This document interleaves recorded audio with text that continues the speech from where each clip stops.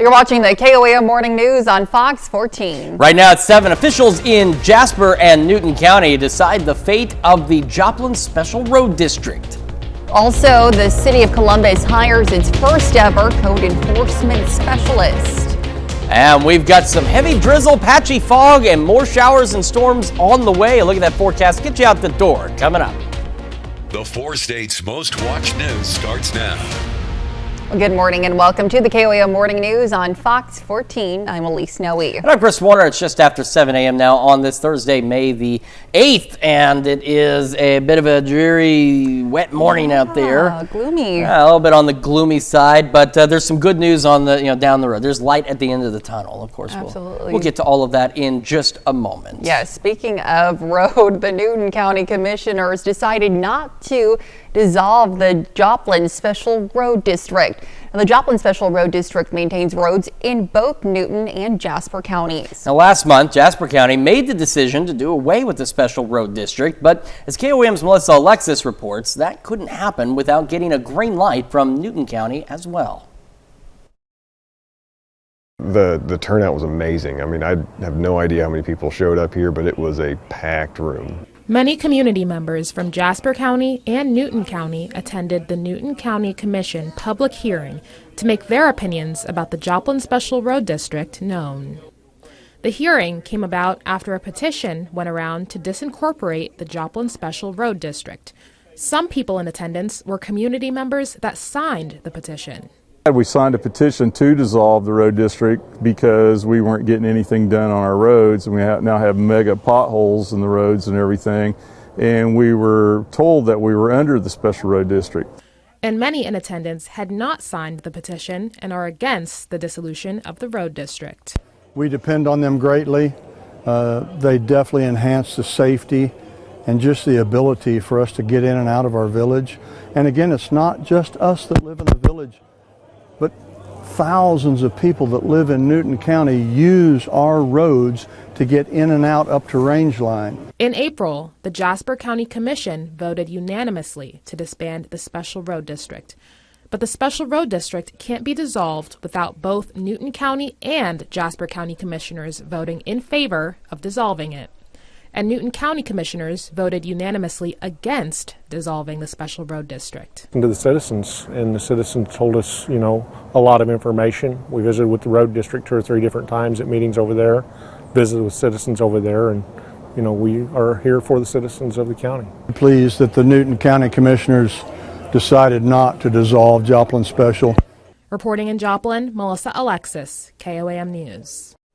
Now, the road district will remain intact unless perhaps there's another petition effort. So certainly a lot to keep in mind. And the special road districts do play a special role in taking care of some of those rural roadways out there. So it's just one of those things you got to figure out what you got to do with it. Absolutely.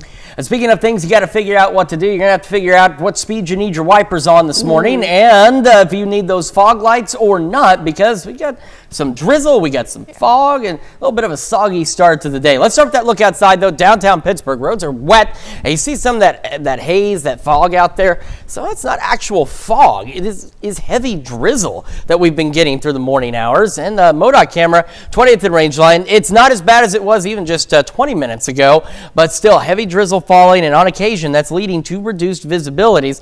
Not much on the Skywatch Storm Tracker. We have these showers now into northern Barton County. That's about it, but I'm going to move to this side. You see shower storms off to our east. That is associated with low pressure. It brought us those scattered showers and storms yesterday. It was over southeast Kansas. It is now in the eastern portions of our area, and by noon it'll be near Springfield. But showers and storms will continue to redevelop along this thing and circle back into our area as we head into the afternoon hours. Here's a look at our dense fog advisories in our southern counties, still continuing through 9 o'clock this morning because, again, we have dense fog. But you can see outside of that, we have some dense fog for parts of Jasper, Barton, Crawford, and Cherokee counties. We also have some dense fog up around Iola and Yates Center, stretching down to Chanute, and then also into southern Delaware County and parts of Benton County as well. So again, low beams, not your high beams, fog lights if you've got them. By noon, again, here come those showers and storms rotating around. Now, because the low is further to the east, it means say from this point west, your rain chances are lower. You will still probably see, as you can see, a few isolated showers or a thunderstorm, but the greater rain chances are off to the east. So that also means some of you out west will be a little warmer than the rest of us, and then these showers and storms should begin to ramp up about 9 o'clock tonight. Sitting at 58 in Joplin, 57 in Pittsburgh. Temperature's been just kind of hovering into the upper 50s for most of us. We've got Miami and Grove both as the warmer spots, sitting at 60. Again, for those of us off to the east, where we're going to see a little more shower and thunderstorm activity, highs into the upper 60s, but some of our western counties could make the low 70s with those scattered shower and storm chances. We'll talk about how much longer this rain lasts and how our weekend is shaping up here in just a few more minutes. Elise? Chris, thanks. An Oklahoma man will dodge serious prison time after pleading guilty to lesser charges in a case that involved 2 motorcycle traffic deaths in Joplin.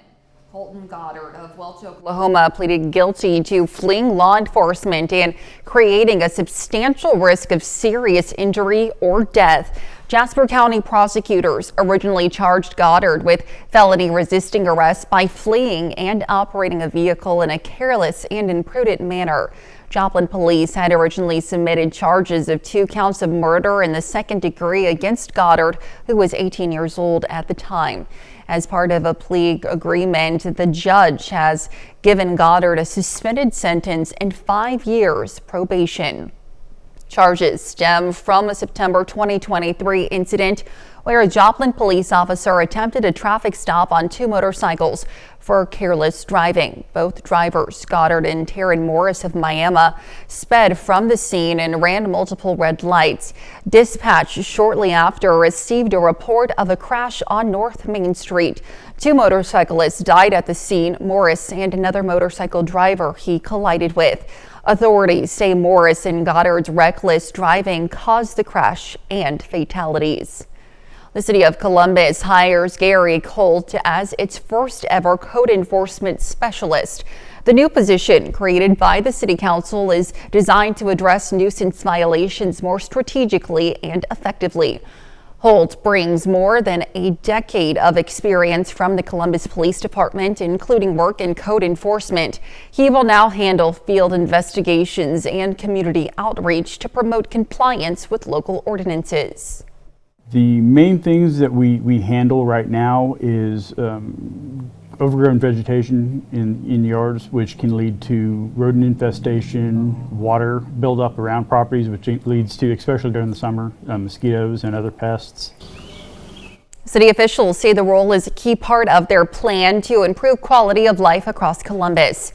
And to be the first to see breaking news, weather and sports, you can download the KOAM News app. It's available free of charge in the Apple App Store and the Google Play Store. The KOAM News app. Leaders around the world are calling for restraint following Tuesday's missile attack on Pakistan by India. Pakistan is vowing retaliation. Fox News State Department and Foreign Policy correspondent Jillian Turner reports from the State Department.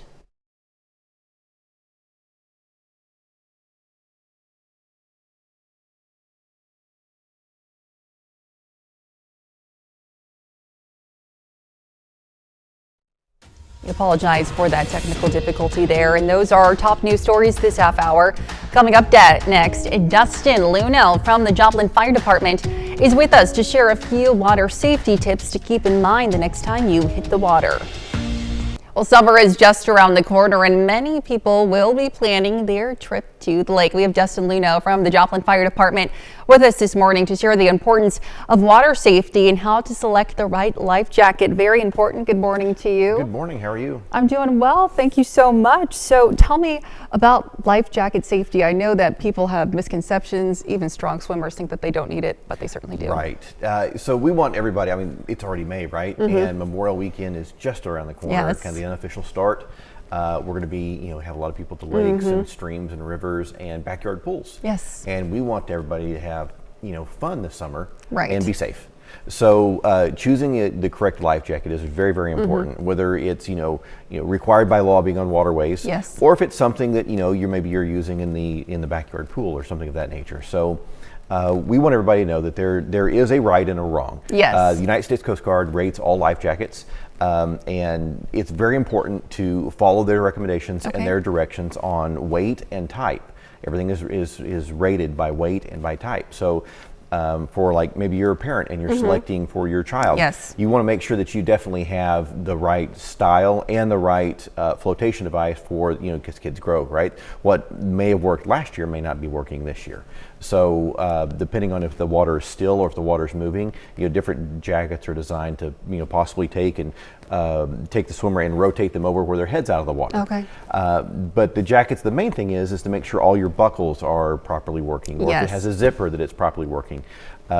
Jackets that aren't fitting properly can actually cause the wearer to sink into the water as they kind of float up. Right. If the straps are not there, broken straps, that's not okay. That's just like a broken seatbelt. Would you drive with a broken seatbelt?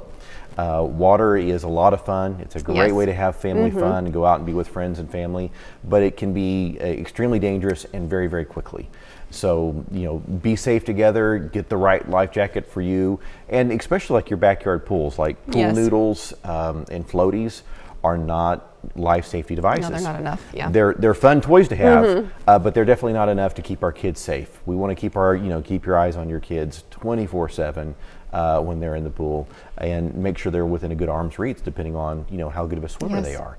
And of course, swimming lessons. Swimming lessons are a great idea. Yes, vital. Absolutely. So the City of Joplin offers swimming lessons annually. There's a lot of communities out there that offer a lot of different organizations.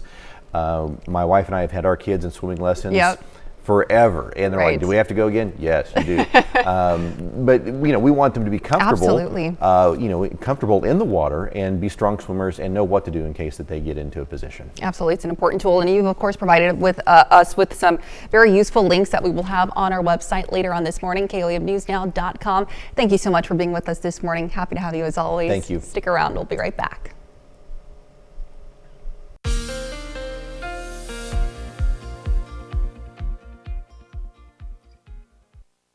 Welcome back to the KOAM Morning News. It is 7:16 now on this Thursday morning. We're starting with the dense fog advisories we have in our southern counties.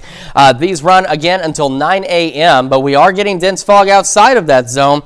So Iola, Pittsburgh, Carthage, Joplin, Yates Center, Chanute, all dealing with some reduced visibilities out there. So we have that patchy dense fog, parts of Barton, Jasper, Crawford, and Cherokee counties. We get up again toward Iola, Yates Center, and then down south into southern Delaware County, parts of Benton County, and eastern Berry County. So again, you folks at home know the drill. Low beams, not your high beams. Fog lights if you've got them, and just give yourself time to get where you're going this morning. Right now, Skywatch Storm Tracker, again, not much really happening at this point. Got a couple of light showers here into Barton County, so east of Lamar, near this the little community of Newport, and another shower near Liberal. They are all part of this low pressure system that yesterday was across parts of southeast Kansas. Now, it's lifted off to the east-northeast, and it will continue to track a little further east through the day. And what will happen is the flow around the low pressure is counterclockwise, and you can kind of see the spin in those showers and storms out there.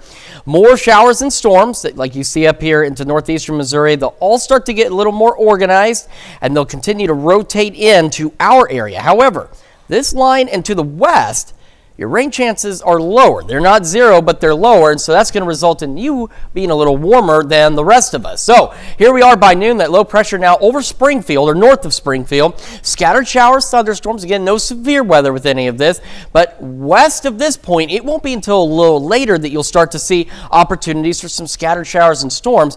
The greater chances here. And then, like I mentioned, out west, there's rain. It's just not nearly as much as what's expected further east. So because of that, you might get a little more sunshine, of course, a little less rain, probably be a little warmer than the rest of us are off to the east here. As we head into the overnight hours, we start to clear out. Things look great. Our Friday, partly cloudy. Northeast winds a bit breezy, gusting upwards of 20, but our temperature is on the way to something a little warmer than where we have been the last couple of days, and that trend continues into the weekend. There's our camera at 7th and Range Line. We've had the heavy drizzle, and for some locations, it's really been that. The fog has actually been a result of very heavy drizzle, reducing visibilities.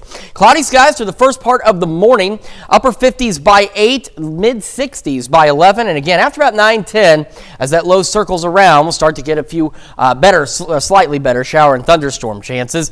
Mostly cloudy skies otherwise. Again, upper 60s for most of us, but further west you might make the low 70s today. Showers, storms should wrap up by about 9 o'clock. Low 60s by 10, partly cloudy skies, chilly overnight, back into the upper 40s and low 50s. And then, like I mentioned, we start warming up into the weekend. We've got low 70s, sunny skies, a beautiful weekend ahead of us as the second one now in a row.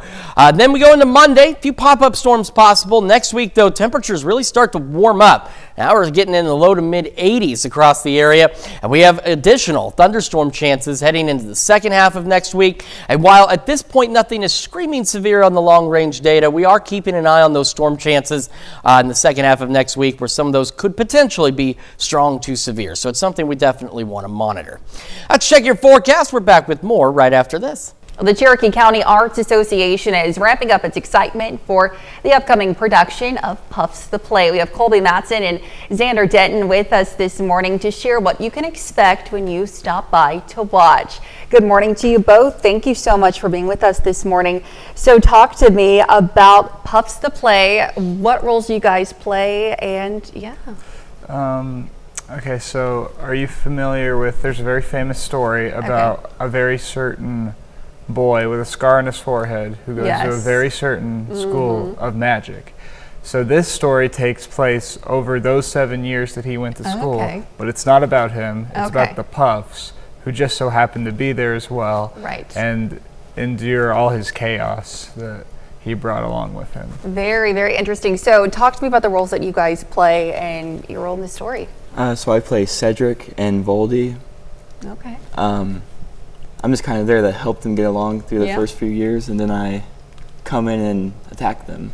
Ooh, very interesting. How about yourself? Well, I play about 8 different parts, but my main student that I play is Jay Finch. So. Are you guys ready? The opening night is tomorrow night. How are you guys feeling? We're very excited. I think it's gonna be good. Yeah. How long has the process been to getting ready for this play? When did you guys start this production? We've been rehearsing for about a month and a half. Okay. Very exciting. As I mentioned, opening night is tomorrow night. Talk to me about when and where people can come see it. It's at the Galena High School Theater, and then it's at 7:30 on Friday, or 7. It's at 7 on Friday. 2:30 on Saturday. 2:30 on Saturday. Where can people get tickets and how much are they?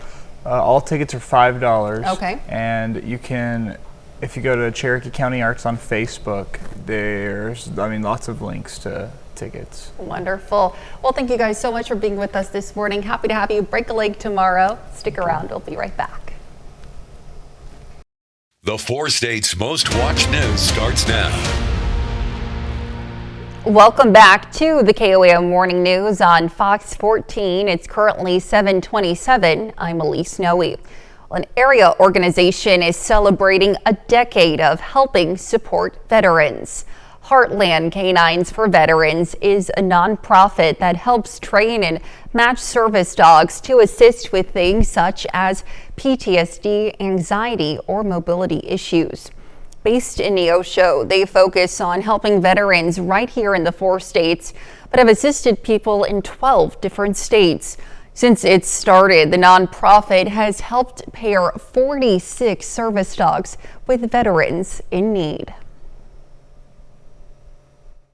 To have family members actually come up to us and say, thank you for giving me my father back, thank you for giving me my wife back, or my husband or girlfriend. That's where the real change is, to see these veterans be able to re-engage in public again, to be able to reintegrate into society is beyond measure. For us, it's definitely why we come in and do what we do every single day. This Friday, Heartland Canines for Veterans will hold its annual fundraiser, Putts for Paws Charity Golf Scramble. Now, they say it's a great way to learn more about the organization. We have more information on our website, KOAMnewsnow.com.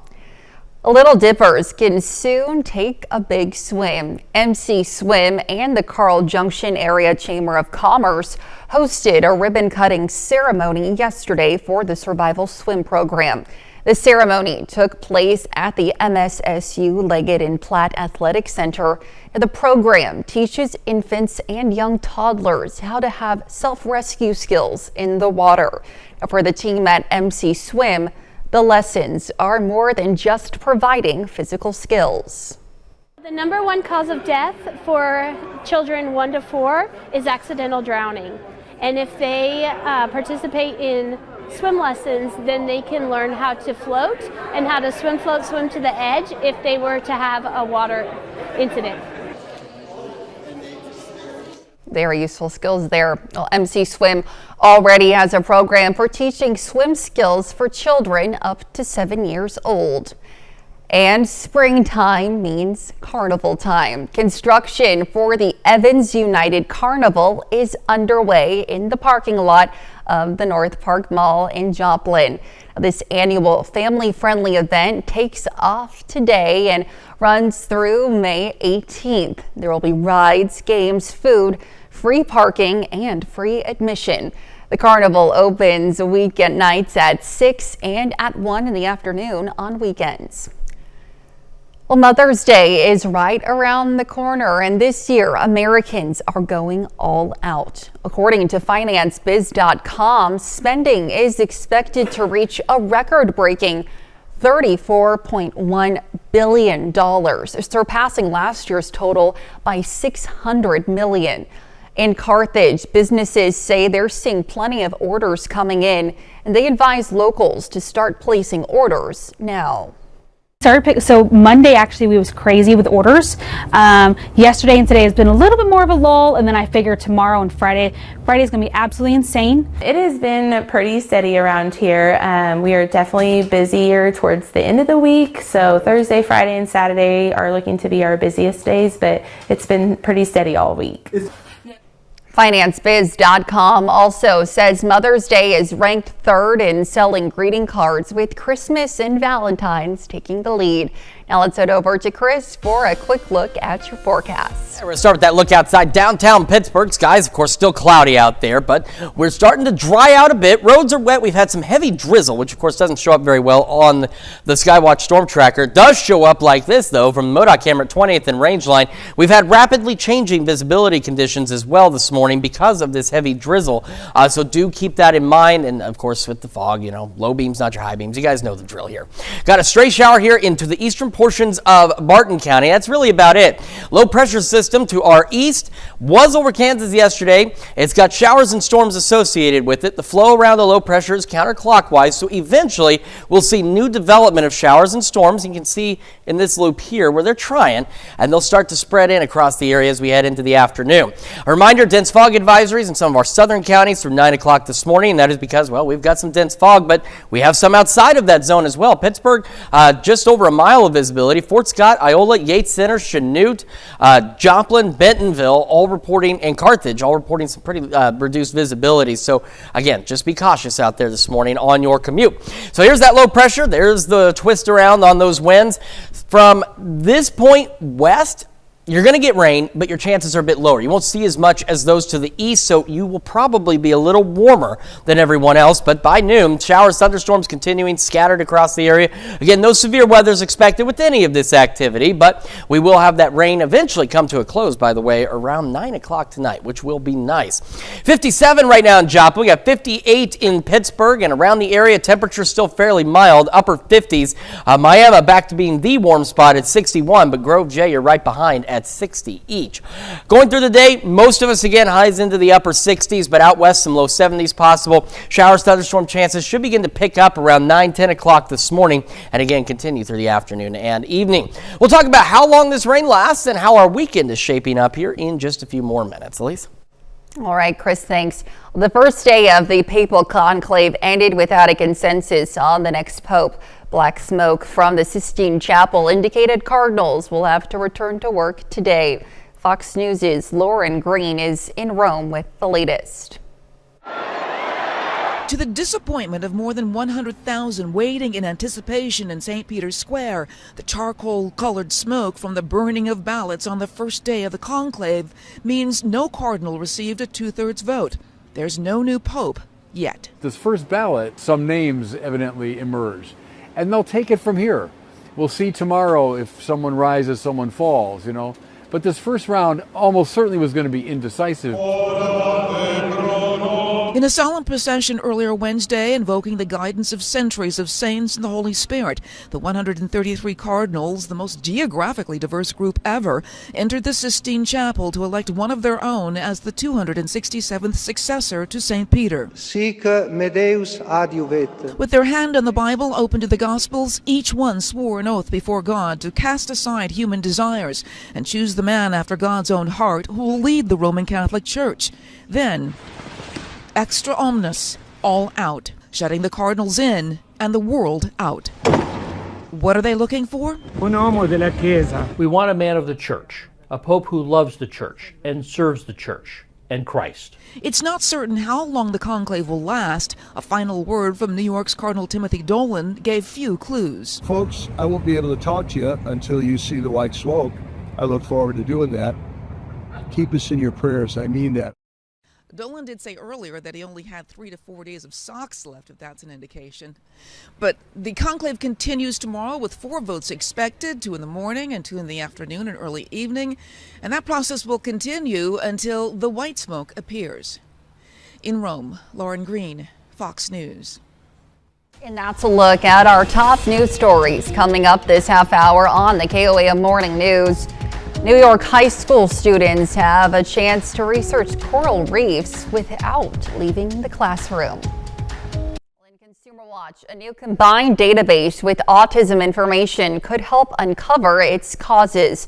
Health and Human Services Secretary Robert F. Kennedy Jr. says federal health agencies like Medicare and Medicaid will take part in a new database of autism patients that could provide links to help discover the root causes of the neurological disorder.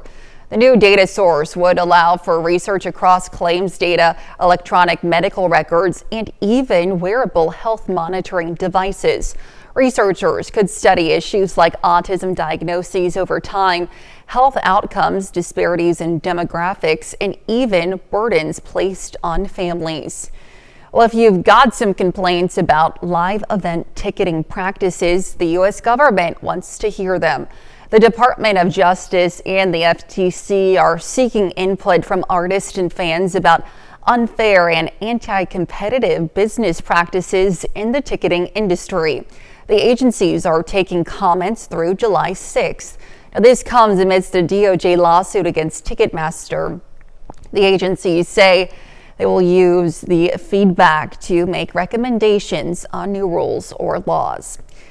Well, an automaker says it's increasing prices on some models produced in Mexico due to higher tariffs. Ford says the price hikes will affect its Bronco Sport, Maverick pickup, and Mustang Mach-E electric SUV built after May 2nd. Ford says its suggested retail price could increase by as much as $2,000. The models impacted are expected to arrive at dealerships in June. Ford says it expects to take a $1.5 billion hit to operating profit because of tariffs this year. Well, as a tense tariff battle continues between the U.S. and China, representatives will start meeting on a potential deal this weekend. Fox News correspondent Connor Hansen has the latest. Stocks climbing Wednesday after the expected announcement from Federal Reserve Chair Jerome Powell that interest rates will remain unchanged. The Fed has been hesitant to lower rates amid changing tariff policies. Tariffs on China remain at 145%. But Treasury Secretary Scott Bessent and Trade Representative Jameson Greer are heading to Switzerland to start talks with their Chinese counterparts. We were losing with China on trade $1 trillion a year, more actually, 1.1, but let's say $1 trillion. You know what we're losing now? Nothing. That's not bad. President Trump says he also plans to push China to stop fentanyl from getting into the U.S. Taking questions in the Oval Office, the president said he's not open to lowering China's tariffs to open the negotiations. Wednesday's testimony from Secretary Bessent on Capitol Hill confirming the upcoming trade talks were also welcome news to the markets. Are those negotiations considered advanced? As I said, on Saturday we will begin, which I believe is the opposite of advanced. Democrats say the pressure is on for the White House to get something done. I don't think that the American people have time to wait anymore. It is fairly soon, as people have been warning, that shelves are empty. And so I think Trump needs to go back to his administration and say, if we don't have something within 30 days, if we don't, what is our plan B? Secretary Besson says they plan to meet with the Chinese representatives on Saturday and Sunday, likely starting with how to de-escalate, not with the big trade deal. In New York, Connor Hansen, Fox News. And that's a look at our top consumer stories this morning. Let's take a look at the market prices before the opening bell. Welcome back to the KOAM Morning News just after 7:44 now on this Thursday morning. And we're looking at those dense fog advisories again for some of our southern counties that will continue until 9 o'clock this morning. And here's why. We do have some dense fog out there. Still building in Grove, Bentonville, Anderson, Joplin, Miami, Veneta, Carthage, Pittsburgh, Iola, Yates Center, Chanute, all reporting some pretty reduced visibilities. That does stretch up, of course, even into the Fort Scott and Nevada areas. So, because remember, 10 is right where it should be at clear visibility. And we have an area of patchy dense fog we can zoom into here into parts of now stretching through Cherokee, Jasper, Newton, and Ottawa counties. That does include a good stretch of I-44, I-49, 69, 400. So you guys at home know the drill. Low beams, not your high beams, and of course fog lights if you've got them, and give yourself time to get where you are going. Skywatch Storm Tracker, we have just again a few showers and sprinkles out there. These ones just north of Golden City, east of Lamar into Barton County, and we have a few to the northwest of Greenfield as well into Dade County. Not much going on right now. We've had a few showers out there this morning. They've kind of died out, but what we have is a low pressure that's off to our east. It was over southeast Kansas yesterday. And as it continues to rotate around, in fact, let's drag this up here. You see there's new showers trying to get going up into northern Missouri, north of I-70, and then we've got others around the I-70 corridor. These will rotate in and begin bringing additional shower and thunderstorm chances to us as we head through the day. Now, if you are, and again, this is not a perfect line. This is a rough area, but from here west, your rain chances are lower. You will still see some showers and storms, but you won't see as many as we're expecting to the east. So you guys out west have an opportunity to get a little more sunshine, get a little warmer. Most of us, though, will remain in the 60s through today. Now, no severe weather is expected with any of this activity, but we have these showers and thunderstorms that will be scattered across the area, and see even by 5. We get a few of them out further west, but you also see where it's a little warmer, where you might get a little more sunshine. And then about 8, 9 o'clock tonight, showers and storms should wrap up. We'll go partly cloudy overnight. Not bad with our temperatures initially, but they will drop a bit. We'll have gusty northeast winds tomorrow, pushing about 20. Partly cloudy skies and temperatures warming up nicely into the 70s for us. All right. We still got some droplets on our camera at 7th and Range Line. The heavy drizzle is what's been leading to some of the reduced visibilities out there as it's been off and on all morning. That's the other reason you got to be cautious. Cloudy skies to start, and then like I said, after about 9, 10 o'clock, better scattered thunderstorm chances start rolling in. Upper 50s to start by 8 and mid 60s by 11. And again, for most of us, temperatures don't do much more warming. We're going to hang out into the upper 60s, but out west could get some low 70s. Mostly cloudy, scattered showers and storms. North breeze 5 to 10. Partly cloudy into the overnight hours, and again we dry out back into the low 50s. Tomorrow, partly cloudy, warmer. We showed you low 70s. That continues through the weekend. Got another great weekend, so if you didn't get enough rummage sailing done last weekend, you got time to do it again. A few pop-up storms on Monday. Next week, though, those temperatures start to take off, low to mid 80s, and we also see shower and thunderstorm chances returning. And while nothing is screaming severe at this point on the long-range data, we are seeing trends that we could see some stronger storms toward the end of next week, so something we want to keep an eye on. Let's check your forecast. We're back with more right after this. Well, students at a New York high school are getting a unique research opportunity. They're bringing the ocean to their desk to research various effects on coral reefs. Students here at Walt Whitman High School are growing a living coral reef in their classroom.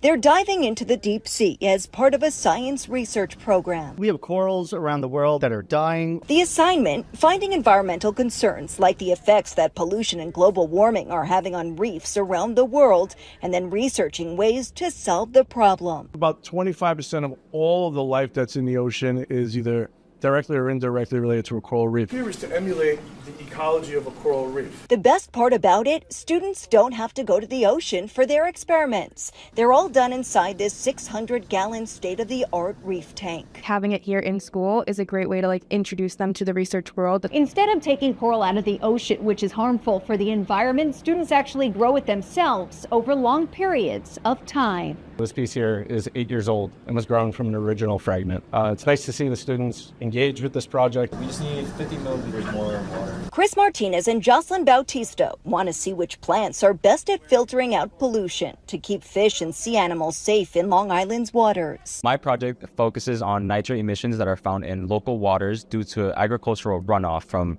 local farms. My goal is to find a solution to prevent the depletion of nitrates inside of the water so we have less health concerns and more marine life. The program partners students with mentors in the scientific community. Many of the students finding themselves spending their lunch period looking under the microscope. We're hoping to see the future of the scientist. It feels like a home away from home. I love this place. It's where I get to explore my curiosity. Piquing their interest now as they look to pursue their passion. In Huntington Station, Long Island, Jody Goldberg, Fox 5 News. That's very cool. Yeah, very cool indeed. I mean, that's really amazing at the high school level to be able to have things like that. Blown away by some of these programs across the country that really allows high school students to get that hands-on experience. Great to see. Some great programs out there and some great fog out there as well. Dense fog advisories continuing in our southern counties through 9 a.m. because we have dense fog, but it is not limited to those areas. As you can see, we have reduced visibilities across a good portion of the area at this point. So it's including I-44, I-49, Highway 69, Highway 54. So again, low beams, not your high beams, and of course fog lights if you got them. Big thing, slow down, give yourself time to get where you're going. Low pressure system to our east will cause additional showers and thunderstorms. They should start picking up in coverage by about 10 o'clock this morning, and they'll rotate on through. Out west, you won't see as many showers or storms, but you'll still see some rain. But because of that, you might get a little more sunshine, which could cause it to be a bit warmer than everybody else in the 4 states. Showers and storms should start wrapping up by about 8, 9 o'clock this evening, and then they will push on out, and we're looking pretty good out there. All right, temperatures this morning, 57 in Joplin, 58 right now in Pittsburgh, and temperatures really haven't been moving too much. They're kind of hovering out there. We're into the upper 50s and starting to see a few more low 60s in some of our southern counties, with Miami right now as the warmer spot, sitting at 61. We'll talk more. Oh, I'm sorry, we will not. We'll talk, but not more. We'll have another look at your forecast and the news you need to know right after this. And here's a check of today's top headlines, the news you need to know before you head out the door. Colton Goddard of Welch, Oklahoma dodges serious prison time after pleading guilty to lesser charges in a case that involved 2 motorcycle traffic deaths in Joplin. Goddard pled guilty to fleeing law enforcement and creating a substantial risk of serious injury or death. Jasper County prosecutors originally charged Goddard with felony or resisting arrest by fleeing and operating a vehicle in a careless and imprudent manner. An incident in September 2023 involved Goddard in a police pursuit that resulted in the death of 2 people. The Newton County Commissioners decided not to dissolve the Joplin Special Road District. The Joplin Special Road District maintains roads in both Newton and Jasper counties. Last month, Jasper County made the decision to do away with the Special Road District. The City of Columbus hires Gary Holt as its first ever code enforcement specialist. The new position, created by the City Council, is designed to address nuisance violations more strategically and effectively. City officials say the role is a key part of their plan to improve the quality of life across Columbus. Let's check out today's top headlines, news you need to know before you head out the door. As you head out the door, again, a reminder, we have some patchy dense fog across the area. Highs today ultimately into the upper 60s for most of us. Scattered storms building in after 10 a.m. No severe weather is expected. Will otherwise be mostly cloudy. Heading into the evening, shower storms continue. Should wrap up by about 9 and back into the upper 50s for our lows tonight. With partly cloudy skies, partly cloudy, bit breezy tomorrow. Temperatures warming up. Got a great weekend ahead of us. Very warm next week with more storm chances, and keeping the eye on the possibility of some strong storms toward the end of next week. All right.